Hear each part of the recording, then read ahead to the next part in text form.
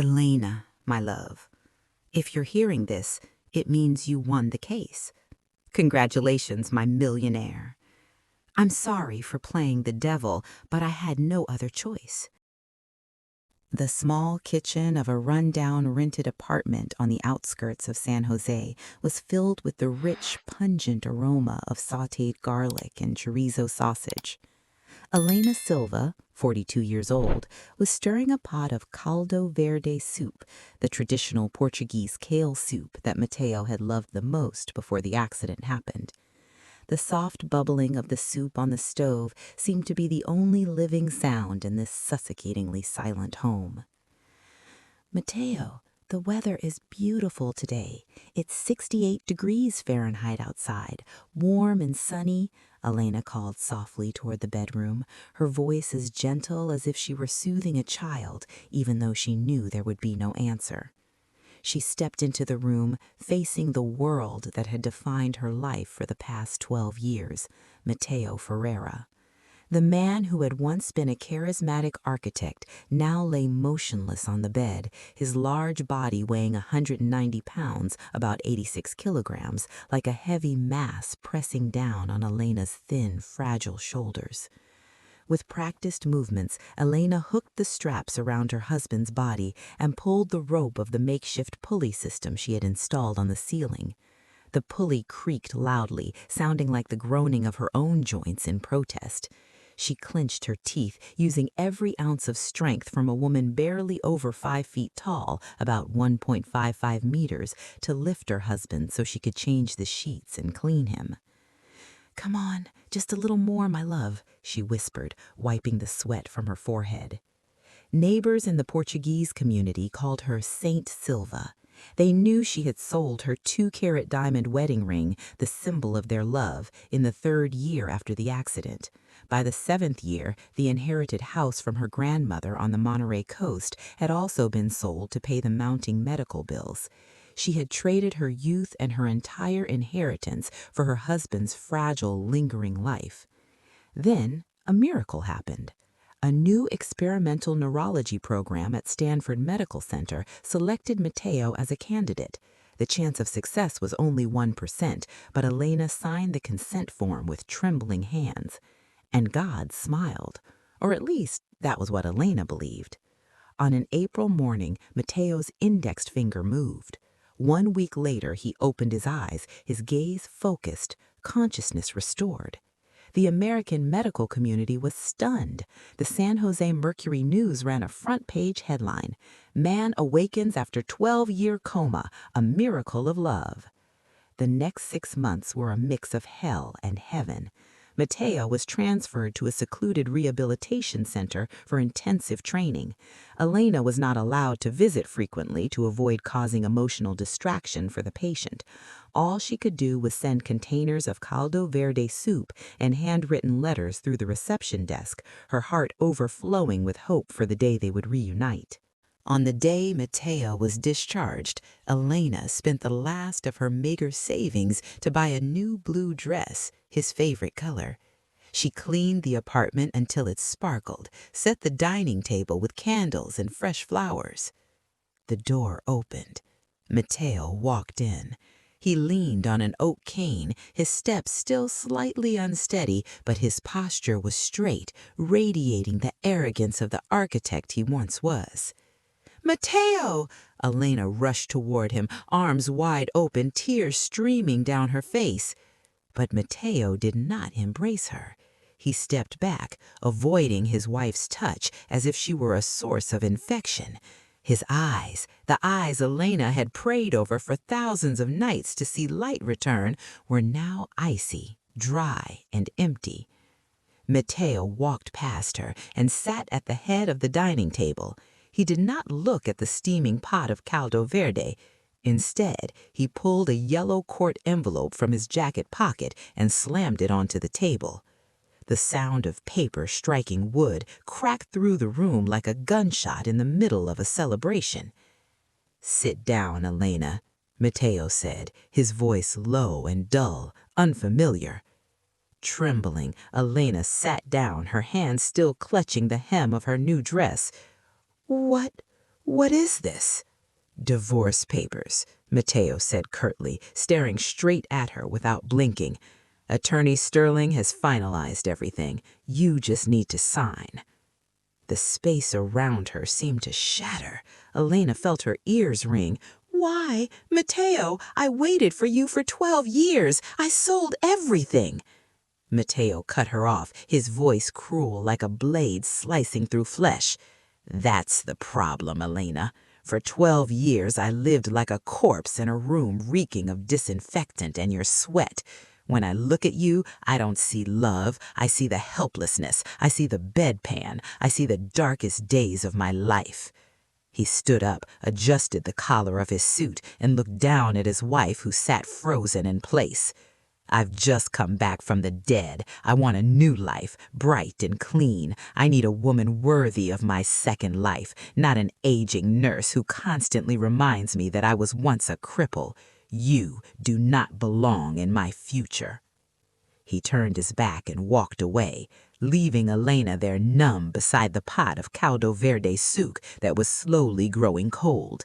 She had not even had time to rejoice that her husband was alive again before he, with his own hands, had killed her. The next morning, while the shock from the divorce papers still made her chest ache, Elena received her first lesson in Mateo's transformation: financial punishment. She drove her battered old minivan, the vehicle that had logged over 150,000 miles and had carried Mateo to the emergency room hundreds of times, to the Safeway supermarket to buy groceries.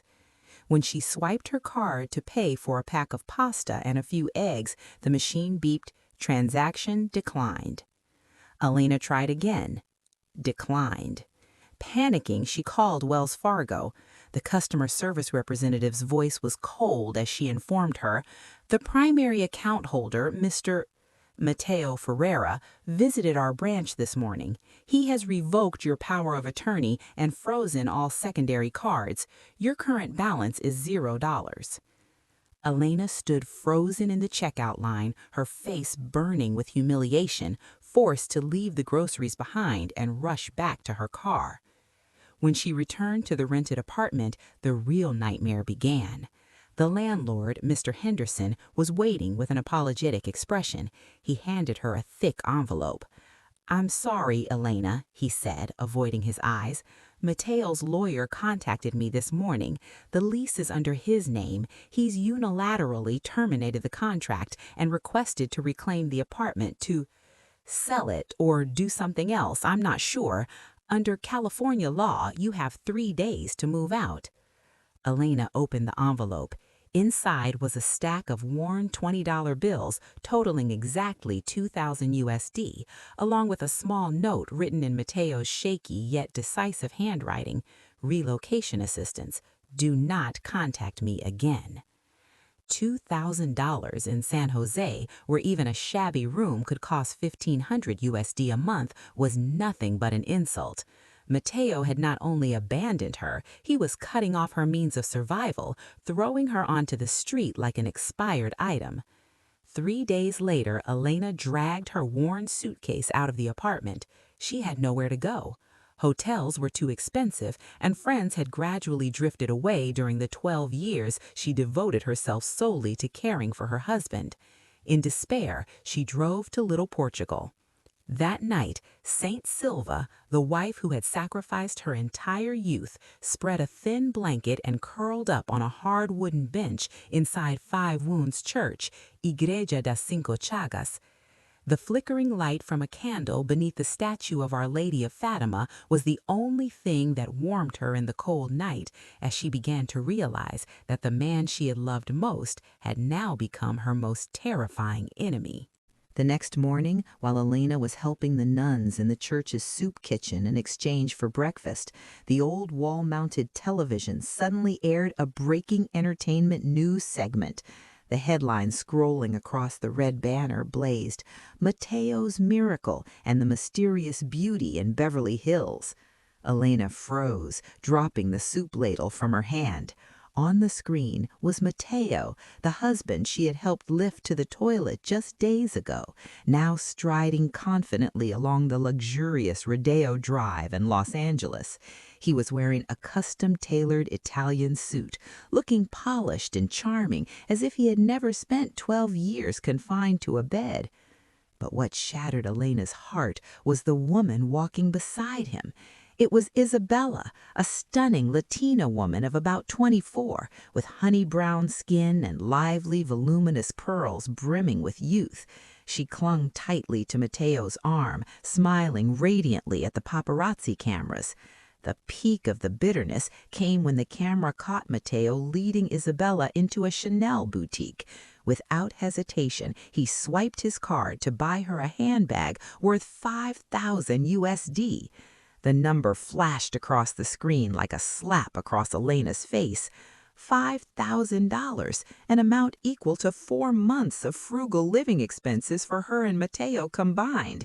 Meanwhile, he had tossed her just $2,000 USD to survive on the streets. Social media exploded into heated debate. A reporter intercepted Mateo as he stepped out of the store and thrust a microphone toward him. "Mr. Ferreira, the public is criticizing you for abandoning your devoted wife the moment you recovered in order to pursue a younger lover. Do you have any explanation?" Mateo stopped and stared directly into the camera. There was not a trace of remorse in his eyes, only cold arrogance. "Look at me," he said. "I was imprisoned in darkness for 12 years. I lost my youth. I lost my career. I lost my manhood. Now I'm back. I have the right to be compensated, the right to love a young, beautiful woman full of life and energy. My ex-wife, she reminds me of the smell of hospitals and disability. I don't want to live with the past. I choose the future." Mateo's answer poured gasoline on the fire. In the soup kitchen, the Portuguese immigrant women looked at Elena with overwhelming pity. Elena could no longer cry. She felt an emptiness in her chest, as if Mateo were not just divorcing her, but deliberately slicing apart the last fragments of her dignity in front of all of America. The image of the $5,000 handbag and the satisfied smile of the young woman became the first spark igniting the flame of resistance inside Elena. She understood that endurance at this moment was no longer a virtue. It was stupidity. Rage replaced pain. With the help of the church priest, Elena sought assistance from Bay Area Legal Aid. There, she met Sarah Jenkins, a young female attorney, passionate, driven, and perpetually buried under paperwork. After hearing Elena's story, Sarah slammed her hand on the table. "He can't do this in California," she said. "This is a community property state. You deserve far more than this." 2 days later, a meeting was arranged at the office of Richard Sterling, Mateo's legal representative. The office building stood in downtown San Jose, clad in sleek black glass, reeking of money and power.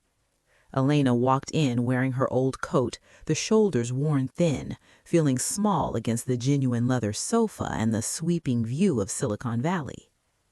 Richard Sterling entered the room without offering a handshake. He was a shark in the divorce world, notorious for ruthless tactics. He shoved a thick folder toward Elena. On top lay a check. $50,000 USD, Sterling said, his tone patronizing. "Mateo wants to resolve this quietly. He knows you're struggling, and this is his final act of generosity." Elena stared at the number. It was enough for her to rent a place and survive for 1 year. But Sarah, seated beside her, immediately grew alert. She flipped quickly to the final page of the agreement. "Wait," Sarah spoke up. "What is this clause? Mrs. Elena Silva agrees to waive all rights related to the intellectual property and architectural projects of Mr. Ferreira, past, present, and future." Sterling shrugged and took a sip of his coffee. "Just procedure. Mateo is about to release some old drawings. We want to ensure there are no copyright disputes. Mrs. Elena is just a nurse. She doesn't know anything about architecture, right?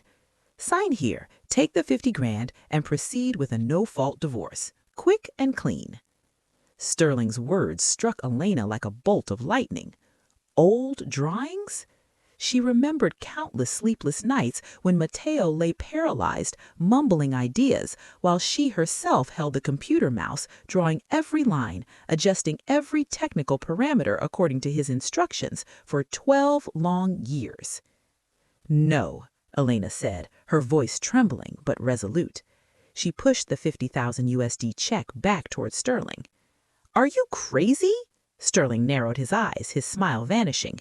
"If this goes to court, you risk walking away with nothing. You have no income, no financial contribution to marital assets. You're just a dependent." "I'm not a dependent." Elena stood up, staring straight into the lawyer's eyes. "And I know the value of those drawings. They are not just Mateo's. They are my sweat and my tears. I will not sign." The negotiation collapsed. Elena stepped out of the skyscraper, icy wind slapping her face, but inside, her goal was now crystal clear. She was no longer begging for mercy. She was going to reclaim what was rightfully hers. 1 week after the failed meeting, Elena and attorney Sarah officially filed a counterclaim with the Santa Clara County Superior Court. This time, they were not asking for alimony. They made a far bolder move, filing for joint authorship of the architectural collection titled The Silent Structures, which Mateo was preparing to release. At the preliminary hearing, attorney Sarah Jenkins presented an argument that sent a murmur through the courtroom. "Your Honor," Sarah declared, pointing toward Elena, who sat upright at the defendant's table. "Mr. Mateo Ferreira was the brain, yes, but for the past 12 years, my client, Mrs. Elena Silva, was his hands." The argument struck at the brutal reality of Mateo's paralysis. At the time, Mateo could not move his hands, could not hold a computer mouse. He could only mumble or signal with his eyes. Elena, a nurse who had never known anything about architecture, was forced to teach herself AutoCAD and Revit through YouTube tutorials late at night. Sarah presented evidence in the form of old computer file logs. Thousands of work hours were recorded at 2 and 3 a.m. Every line, every technical specification, every 3D rendering in this multi-million-dollar collection was drawn by Mrs. Elena's fingers, based on Mr. Mateo's vague instructions. Without her, those ideas would have remained nothing more than dead dreams inside his head. Citing California's community property law and intellectual property law, Sarah argued that Elena had not only fulfilled caregiving duties, invisible labor, but had directly participated in the creative process, tangible labor. Therefore, she was entitled to 50% of the commercial value of the drawings, preliminarily estimated at $10 million USD. Mateo's lawyer, Sterling, let out a scoffing laugh and stood up in disdain. "Your Honor, this argument is absurd. If I dictate a novel and have my secretary type it, does she become a co-author? No. Mrs. Elena is merely a tool, like a pencil or a computer. She has no architectural thinking." However, the judge did not dismiss the claim. He looked at Elena, then at her calloused hands, and struck the gavel. "The court will consider the evidence. This case will proceed to a public trial." The decision landed like a slap across Mateo's and Sterling's faces. They realized Elena was no longer the submissive wife. She was attacking the wallet, the only thing Mateo cared about now. And to protect his money, Mateo was ready to unleash the dirtiest blow of all. Sensing the threat posed by the joint authorship lawsuit, Richard Sterling decided to stop arguing law. He shifted his attack to personal character. His strategy was simple yet vicious. If you can't deny the contribution, smear the motive.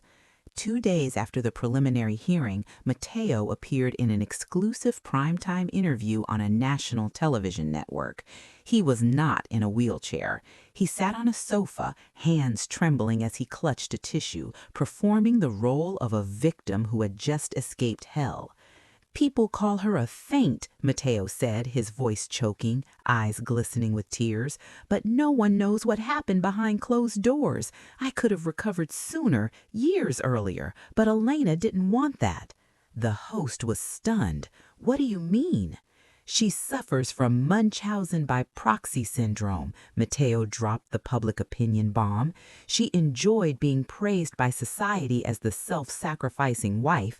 To maintain that role, she needed me to stay disabled forever. She controlled me. She imprisoned me. Immediately, lawyer Sterling released what he called ironclad evidence across the media, a series of purchase records for high-dose sedatives, Valium and Xanax, spanning 5 years, all under the name Elena Silva. The truth was that Elena had taken those medications under a psychologist's prescription to treat chronic insomnia caused by the crushing pressure of caregiving. But through Sterling's distortion, the story was completely twisted. Mrs. Elena secretly mixed sedatives into Mr. Mateo's food every day, keeping his nervous system in a constantly suppressed state, causing 12 years of failed physical therapy. Only after Mr. Mateo was separated from her and sent to Stanford did he finally awaken. The reversal was so brutal that no one saw it coming. American public opinion, highly sensitive to issues of abuse against the disabled, instantly swung 180 degrees. The hashtag Justice for Elena vanished, replaced by hashtag Evil Wife. Neighbors in Little Portugal began looking at Elena with suspicion. Some extremists threw rotten eggs and red paint at her minivan, spray painting the words "abuser." Elena was completely isolated. From a hero, she was transformed into a selfish, pathological monster. This blow was not just about winning a lawsuit, it was about annihilating Elena's very humanity. Driven into a corner, her honor trampled, Elena decided to take a desperate action. She could not meet Mateo due to a restraining order, but she could seek out the third party, Isabella. Elena wanted to beg the young woman to let her go, to take Mateo and the money, but to stop helping him destroy her dignity. Elena followed and confronted Isabella at an upscale cafe in Santana Row. Isabella was sitting casually, scrolling on her phone, the infamous $5,000 Chanel bag beside her. "Please," Elena stepped forward, her voice trembling, ignoring the curious stares around them. "Miss Isabella, I'm not here to fight over a man. I'm only asking you, please tell Mateo to stop. I've already lost everything. Don't turn me into a criminal, too." Isabella looked up. Contrary to Elena's expectation of a vicious or frightened mistress, Isabella met her gaze with an eerily calm expression, even tinged with pity. "You think I'm his lover?" Isabella smirked, her half-smile loaded with implication. "The whole country has seen it," Elena stammered. Isabella laughed bitterly. She reached into her handbag, pulled out a DNA test report, and tossed it on the table. "Look closely, Mrs. Silva. I didn't sleep with him. I'm his daughter." Elena froze, picking up the paper. The result read, "Mateo Ferreira and Isabella Santos, father-daughter biological relationship, 99.99%. The truth hit Elena like a bucket of ice water. Isabella was the product of Mateo's college sweetheart, a relationship he had never once mentioned. Her mother had kept the secret until she passed away last year. "He found me right after he woke up," Isabella said coldly. "He's not cheating. He's doing something far smarter, hiding assets." It turned out the entire young lover spectacle was staged by Mateo. The public shopping sprees, the expensive gifts, the transfer of ownership of a penthouse apartment to Isabella, none of it was lust. It was a calculated move to transfer a massive fortune into his biological daughter's name before the court could freeze and divide marital assets. Elena staggered backwards. Mateo was not just cruel, he was a calculating demon. He would rather give every dollar to a daughter he had never cared for in 24 years than leave a single cent to the wife who had changed his diapers and fed him for 12 long years. He staged an affair to mislead the public while silently draining legally shared assets. The hatred inside Elena ignited more fiercely than ever. She no longer wanted to beg. She wanted to fight. The trial resumed under extreme tension after Elena learned the truth about Isabella. But instead of shouting or attacking Mateo, she entered the courtroom in silence, holding a small USB drive in her hand. Attorney Sarah Jenkins stood and spoke clearly. "Your Honor, the plaintiff accuses my client of mental illness and spousal abuse. They rely on lifeless prescription receipts to convict her. But we have a living witness, one that cannot lie. That witness is the Nest Cam security system that recorded their life for 12 years. The courtroom lights dimmed. The large screen flickered on. Grainy black and white footage began to play, yet its content was painfully vivid. The first video bore a timestamp, 03:14 a.m., February 14, 2019, Valentine's night.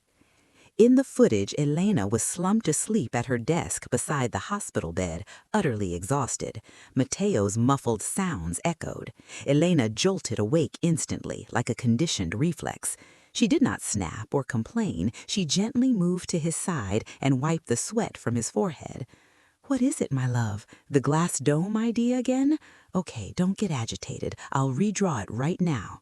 Elena's voice in the video was hoarse with sleep, but full of tenderness. The next scene made the entire courtroom hold its breath. With one hand, Elena massaged her husband's atrophied arm to soothe him. With the other, she held the computer mouse, drawing line after line in AutoCAD, following Mateo's gaze. She was his hands, the translator who turned his dreams into reality. The second video, December 24, 2020, Christmas Eve. Mateo suffered a violent seizure, vomiting all over himself and onto the only clean shirt Elena owned. She showed no disgust, no anger. She pulled him tightly into her arms, ignoring the filth, rocking him like a child, and singing a Portuguese lullaby. "Dorme, meu menino," sleep, my little one. She sat there holding him for 4 straight hours until the seizure passed, never closing her eyes. When the lights came back on, the room fell into absolute silence. Sniffling began among the jury benches. A female juror discreetly wiped away tears. Those images completely shattered the evil wife narrative. That was not abuse, it was sacrifice at the highest level one human being could offer another. Across the room, Mateo sat with his head bowed. His hands clenched the wheelchair armrest so tightly that his knuckles turned white. He dared not look at the screen, nor meet Elena's eyes. The raw truth of her love engulfed the courtroom, rendering every legal scheme of Attorney Sterling suddenly petty, cowardly, and meaningless. The emotional reaction of the jury was something Richard Sterling had not anticipated. He noticed that the jurors' eyes, once filled with suspicion toward Elena, had shifted to respect. If the trial ended at this moment, Elena would win. He leaned down and whispered into Mateo's ear, "We're losing control. We have to use the nuclear option right now." Mateo gave a slight nod, his face hardening. He raised his hand to request permission to speak. "Your Honor," Mateo said, his voice trembling, filled with carefully fabricated fear. "Those videos, everyone sees love, but I see imprisonment. She never took her eyes off me. She controlled every breath I took. And this morning, before coming to court, I received a threatening message." Sterling immediately submitted a new piece of fabricated evidence, an anonymous text message sent to Mateo's phone that read, "If I can't have you, no one will." "My client's life is being threatened," Sterling growled. "Miss Elena is in an extremely unstable psychological state. We request the court issue an emergency restraining order. She is to remain at least 500 feet away from Mr. Mateo, effective immediately." Elena could not believe what she was hearing. This blatant slander had gone far beyond the limits of human tolerance. She jumped up from her seat and screamed in despair. "Mateo, how can you lie like that? I saved your life." In her agitation, Elena lunged toward Mateo's wheelchair, wanting only to grab his shoulders and demand the truth. This was exactly the trap Mateo had prepared. "Help me, she's trying to attack me," Mateo shouted, curling in on himself in the wheelchair like a hunted animal. Immediately, 2 large bailiffs rushed forward. They slammed Elena down onto the cold courtroom floor. "Elena Silva, you are arrested for disorderly conduct and threatening the plaintiff." The harsh metallic click of the handcuffs echoed dryly, locking tight the very hands that had just been praised as angelic hands in the videos. Elena was pinned to the floor, her cheek pressed against the tiles, her tears flowing backward into her eyes. Camera flashes from reporters exploded non-stop, capturing the most humiliating moment of her life. A woman who had sacrificed everything, handcuffed like a dangerous criminal right in front of the man she once loved. Mateo watched the scene through the gaps between the fingers covering his face. No one could see his eyes at that moment, eyes filled with unbearable pain, perfectly concealed beneath the mask of fear. The judge slammed the gavel sharply.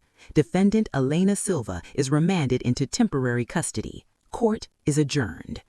Elena was dragged unsteadily out through the back door. The door closed, cutting her off from justice, pushing her into a bottomless pit of despair. The audience and public opinion erupted in fury, but legally, Elena had lost everything. After 24 hours in custody, Elena was released on bail, paid for by donations from the Portuguese community in San Jose. As she stepped out of the Santa Clara County Detention Center, the blazing California sunlight made her squint, but it no longer frightened her. Attorney Sarah Jenkins rushed toward her, worry etched across her face. "Elena, are you okay? We should request a postponement. You need rest and a psychological evaluation to counter their accusations." Elena gently shook her head and adjusted the collar of her worn black dress, the same dress she had worn to her grandmother's funeral. Her eyes, once always heavy with sorrow and endurance, now shone with an unusual determination. The humiliation in the courtroom yesterday had burned away the fragile person inside her, revealing the hardened core of Portuguese seafaring blood. "No postponement, Sarah," Elena said, her voice terrifyingly calm. "I don't need a psychologist, and I don't need you to represent me anymore." "What did you say? Are you trying to commit suicide in court?" Sarah blurted. "They're using the law to twist the truth. If I use the law to fight back, I'll be trapped forever in Sterling's game. I'll use something they don't have, the heart." The next day, the final hearing took place. Elena entered without carrying a single folder. She stood upright at the witness stand, refusing to sit in the defendant's chair. She looked straight at Mateo, still bowing his head in the wheelchair, and began to speak. Not with the sharp tone of a litigant, but with the warm voice of a storyteller. "Your Honor," Elena began, "my husband's lawyer has spoken about numbers, about medication, about abuse. But I want to speak about a word from my mother tongue, saudade." The entire courtroom fell silent. The judge frowned with curiosity. Saudade is not just longing. It is the feeling of loving something you know may never return. For 12 years, I cared for Mateo not out of obligation and not to control him. I cared for him because I lived in saudade. I loved the soul of the man who once danced with me in the rain, even when that soul was imprisoned in an immobile body. Elena stepped away from the stand and moved closer to the jury box. The bailiff stirred to stop her, but the judge signaled her to continue. "You see me as an old, ugly nurse. That's true. But who trimmed his fingernails every week so he wouldn't scratch his own skin raw? Who whispered architectural ideas into his ear when he was desperate to die? I am not demanding money out of greed. I am demanding recognition that my life has value too. 12 years of my youth are not garbage for him to throw away when he finds new glory." She turned back to Mateo, her gaze drilling straight into his core. "Mateo, you can divorce me, you can take all the money, but you cannot deny this. Without my sick love, you would have been dead 10 years ago." Her self-defense used not a single legal term, yet it weighed 1,000 tons. It awakened the conscience of everyone present. This was no longer a battle over assets. It was a battle to reclaim human dignity. Mateo remained motionless, but his hand gripped the armrest of the wheelchair so tightly that blood seeped out. He knew the moment of judgment had arrived. A lone, sharp clap broke the silence. It was Richard Sterling. The lawyer stood up, straightened his silk tie, his face openly mocking and cruel. "An excellent performance, Miss Silva," Sterling said loudly, turning to the jury. "But, Your Honor, we are here to discuss the law, not to listen to poetry or definitions of the sadness called saudade. Love is not a currency that can be converted into intellectual property." Sterling stepped toward the podium, his voice turning cold. "The fact is this: Mr. Mateo possesses the mind of a genius. Miss Elena was merely the one holding the computer mouse. If I recite a poem and a secretary writes it down, that secretary does not become a poet. Miss Elena fulfilled her duty as a wife. That is obligation, not labor worthy of $10 million. If we accept this precedent, every divorce in America will turn into a chaotic copyright lawsuit." Sterling's argument was sharp and merciless, striking directly at dry legal logic. However, Judge Anderson, a stern man with silver-white hair, suddenly cut in. "Attorney Sterling," the judge said, removing his glasses and staring straight at him, "you compare Miss Silva to a secretary, but is there any secretary who works at 3 in the morning cleaning her boss's waist while sketching blueprints? Is there any secretary who sacrifices her entire personal fortune to sustain her boss's life for 12 years? This court recognizes the concept of invisible labor. When one person supports another so that they may shine, the supporter has the right to share in that light." The judge's words were a decisive blow that left Sterling speechless. He turned to look at his client for support, but Mateo sat completely still. At that moment, Elena noticed something strange. Mateo was trembling. Not the trembling of anger or fear like when he had staged his accusations against her. His hands were gripping the sides of the wheelchair, his fingers white, sweat beading on his forehead despite the courtroom's icy air conditioning. His breathing was rapid and labored. And when Mateo lifted his head, his eyes met Elena's. In that instant, time seemed to stop. Elena expected hatred, contempt. No. In those deep, exhausted eyes was a desperate plea. They did not say, "I hate you." They screamed silently, "Win! Take everything! Hurry!" Elena froze. The hostility vanished, replaced by a terrifying sense of foreboding. Something was very wrong with Mateo. "The jury has reached a verdict," the court clerk's voice rang out, pulling Elena back to reality. The entire courtroom held its breath. Mateo squeezed his eyes shut as if awaiting a death sentence or a release. The foreperson of the jury, a retired elementary school teacher, stood up, holding the verdict sheet with slightly trembling hands. She cleared her throat, breaking the suffocating silence of the courtroom. In civil case number 408CV between plaintiff Elena Silva and defendant Mateo Ferreira, we, the jury, hereby render the following verdict. On the allegation of abuse, the defendant is not guilty. On the dispute over intellectual property, we recognize Miss Elena Silva as joint author of the collection The Silent Structures. Based on irreplaceable contributions and emotional damages, the court orders Mr. Mateo Ferreira to compensate and share assets with Miss Elena Silva in the total amount of $15 million USD. The judge's gavel struck down with a resounding crack. The verdict takes effect immediately. The entire courtroom erupted. Elena stood frozen, both hands covering her mouth. She had won. She had not only reclaimed her honor, but had also become a millionaire. Attorney Sterling collapsed onto his desk, his face drained in humiliating defeat. But Elena did not look at Sterling. She did not look at the cheering crowd. She looked at Mateo. At the very moment the verdict was announced, Mateo showed neither anger nor sorrow. He leaned back in his wheelchair and released a long breath of relief. A smile appeared on his lips. a gentle, fulfilled smile that Elena had not seen since the day of his accident. "Thank you," Mateo mouthed silently. Suddenly, the smile twisted. Fresh blood began to pour from Mateo's nose, dripping onto his pristine white shirt. His eyes rolled back, his body convulsing violently in the wheelchair. "Mateo!" Elena screamed, forgetting the restraining order, forgetting all the hatred that had just passed. She leapt over the barrier, knocking down the officer who tried to stop her. "Call 911! Emergency!" She pulled Mateo into her arms. The same hands that had cared for him for 12 years once again cradled his head. His blood soaked into her palms.